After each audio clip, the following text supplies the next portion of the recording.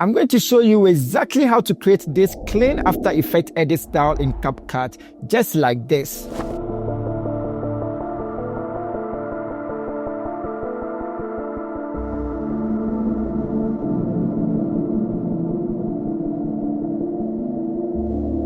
Alright guys, let's get started. In this tutorial, we'll be using a new feature introduced by CapCut called shapes in creating all the animations. For a detailed video on that, you can check the card up here or the link in the description below. So this whole tutorial is going to be in a vertical format, so you can go to modify, then you can select the aspect ratio right on this side, 9:16, and click on save. From here, we can click on stickers, close this very angle, and then we can click on shapes. These are the ones we'll be using for all the animations. So first we'll drag the square shape in the timeline. That's selected, we can increase it to fill the whole screen. Then we can go to the fill color. I'll be using this very white color. You can copy and save the hex code. From here, you can just click on the plus icon and it's going to save right down here for you to use in the future. Now that's done, I can just stretch it a bit and make a compound clip of that, Option or Alt G. Then I can drag it down below. And one good practice, I can go to Media, Subproject, right click on this, select Rename, and I can name it Background White. Then click on save. Now when you look in the timeline, it's going to have the name Background White. So in this case, anytime I want to identify that file, it's going to be easy for me in the timeline. Let's go back to stickers. The next thing, we're going to bring in one more square shape, drag and drop in the timeline. That's selected. I'll press shift, click on this side so I can maintain the size. Then on the fill color, click on that, and we can change that to red. Now I can just drag it down below somewhere here. The next thing, I'll make a duplicate of that, press Option or Alt and drag upwards. The top one selected, click on fill color, and this time around I can go for a green color. And on position, I'm just going to change the value so it will go to the opposite side. So with the X value, I can go for -409. Then on the Y axis, I can go for +751, and it's going to go to the opposite side. The next thing, I'm going to bring in my lines, drag the first line shape in the timeline. With the line shape selected, go to the right side. With the color, click on that, and I can go for exactly the red color. So I'll use the color picker and select the red color. Close that. Now with the weight, I can go for somewhere 8. Next, I can drag it this way, bring it towards this side, and I can stretch it this way. To get everything arranged nicely, I'm going to turn on the guides, go to this side, turn on horizontal guide. Then I can zoom in, drag this towards the top so I can see exactly where it is. Now I can place this line right on that very line. Now I can take off the guide. Next, I'll make a duplicate of that very line, press Option or Alt and drag upwards. Then I'll go to the fill color, use the color picker and select the green color. Now the next thing what I can do is I can change the position of it. So it's going to be on the X axis. Click on that and type in -403 and it will go to the opposite side. One thing we need to do, we need to place all of them below this very square shape. So this green one, I'm going to place it below the green shape. Then this red line, I'm going to place it below this very red shape. The next thing is to animate that, but before we do that, let's just select all these files and make a duplicate and save them somewhere. Later on, we'll be using it in the video. Now let's start with the animation. Make a compound clip of each of them. So Option G, Option or Alt G. We will start with animating the green bar.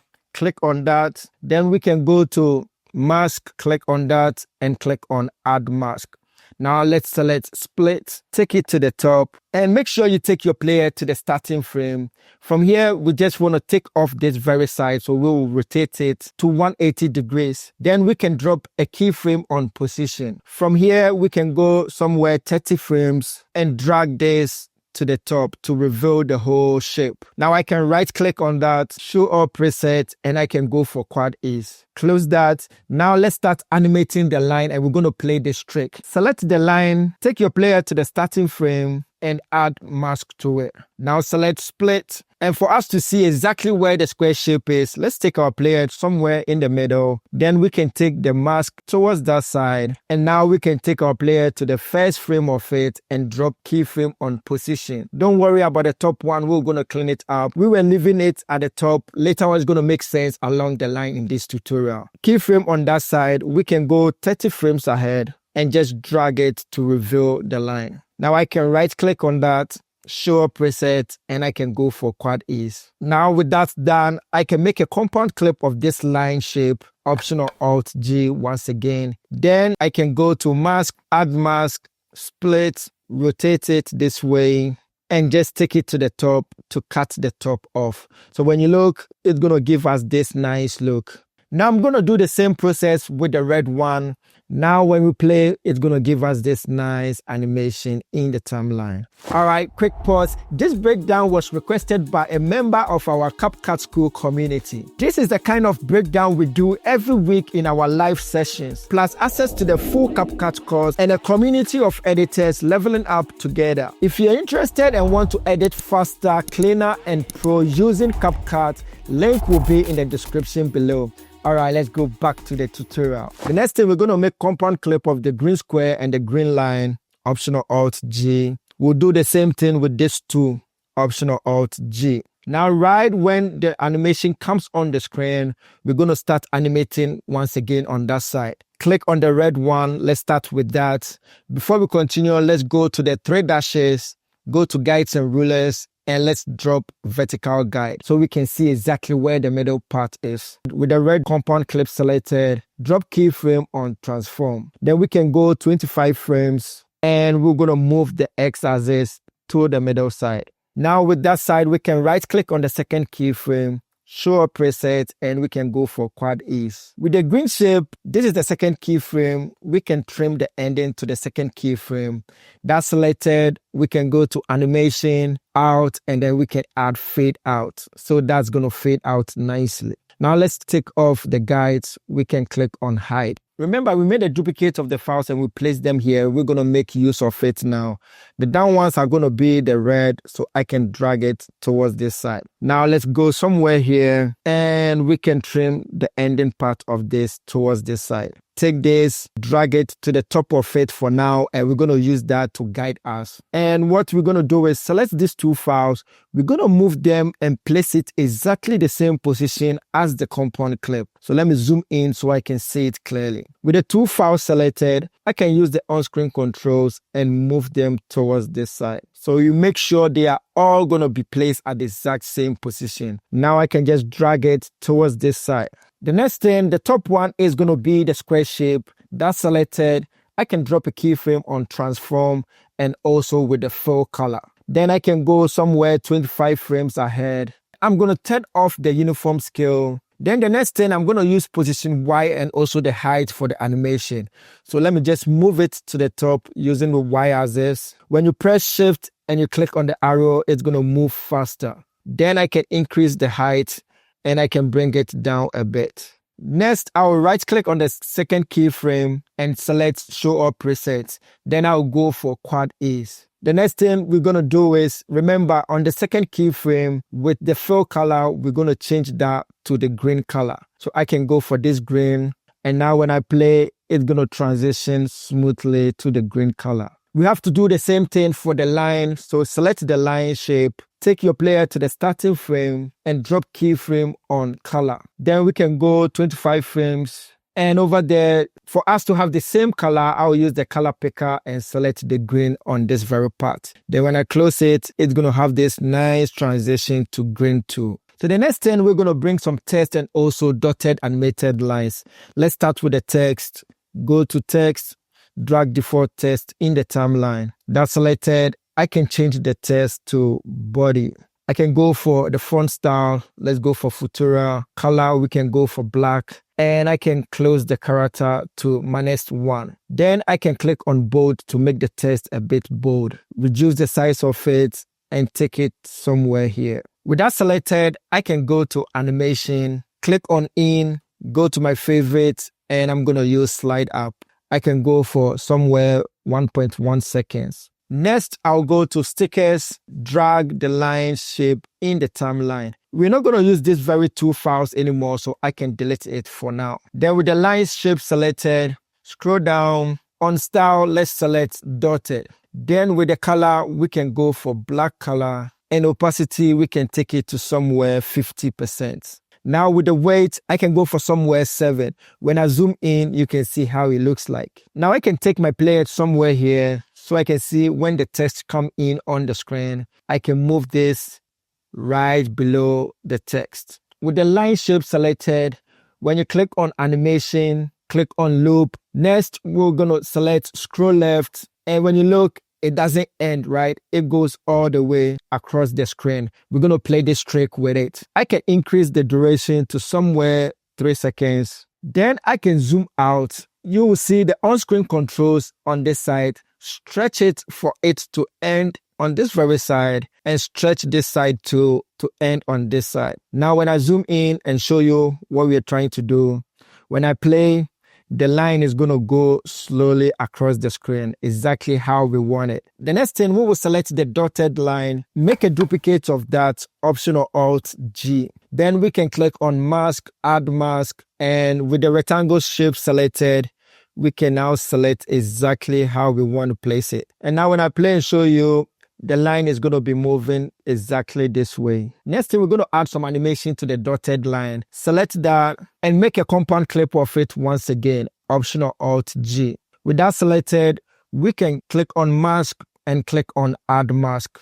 Now we will select split mask and we can rotate it this way. Take your player to the starting frame of it and wipe off the dotted line. Now drop a keyframe on position. Then I'll take my player to somewhere here when the text come in fully, move the split mask to reveal the whole shape. Now I can right click on that, show a preset, and this time around I can go for ease. Now we need to play with the timing a bit. So I will take the text to the top of it and move that towards this side and play and see how it looks like. So from here, if you want to add more text and dotted line, you can follow the same process and add it to the top and down. So the next thing, we're going to add fade out animation to the text. Select the text file, go to animation, click on out. I have it on favorite, so I'll click on fade out. I can trim the ending part towards this side, and with the fade out duration, I can go for somewhere 0.7 seconds. The next thing, we're going to animate the dotted line to go off screen. Take our player to somewhere here, right when the fade out is happening to the text. That's selected. Remember, we have split marks on it already, so we can add keyframe to position. Then we can go towards this side when the fade out happens. Then we can move the split marks to take off the line. So when you look at it, it's going to go off this way. Now right click on that keyframe, show a preset, and we can go for quad ease. So right when everything is happening, we're going to move the green square shape to the top, and at the same time, we're going to reduce the size of it. So select the dotted line shape, this very one. This is where the keyframe is. Then we can select our shape down here. This is going to be the green shape. That's selected.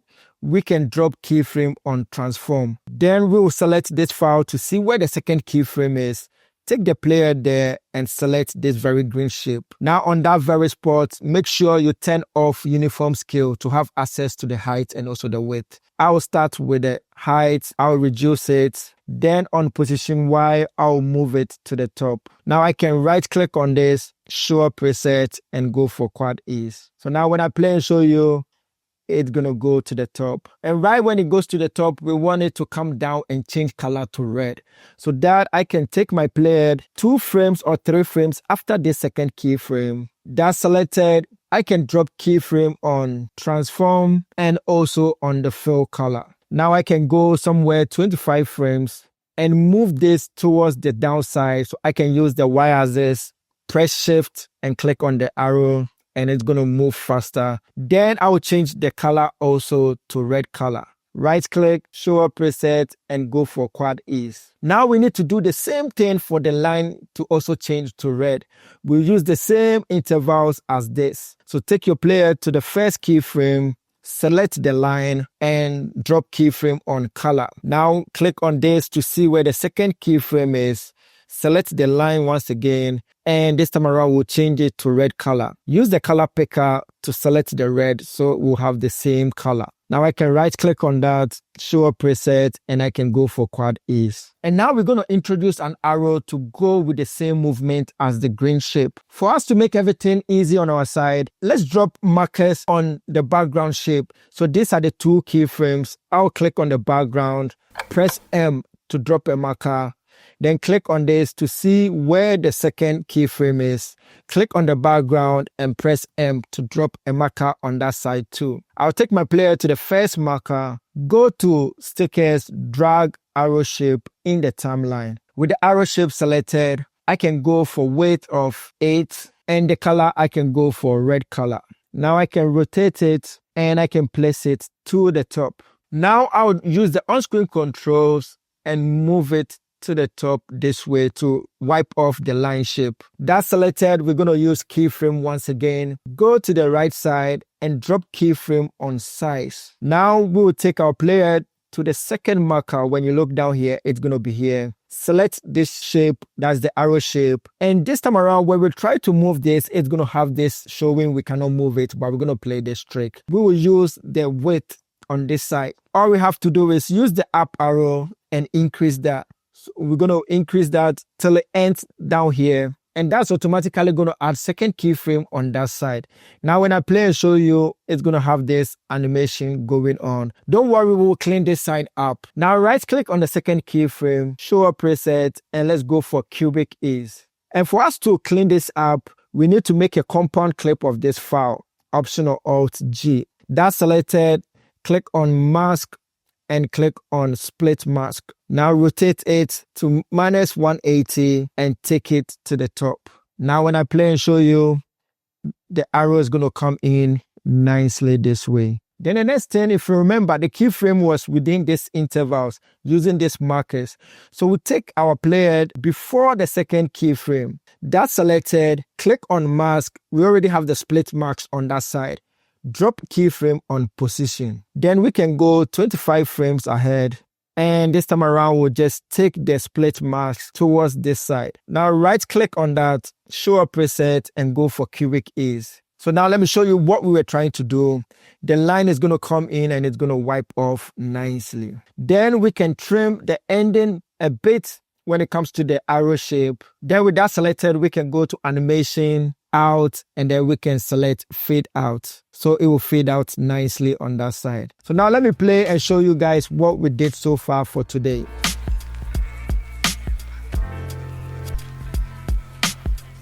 All right, guys, that's all for today. Catch you in the next one. Peace.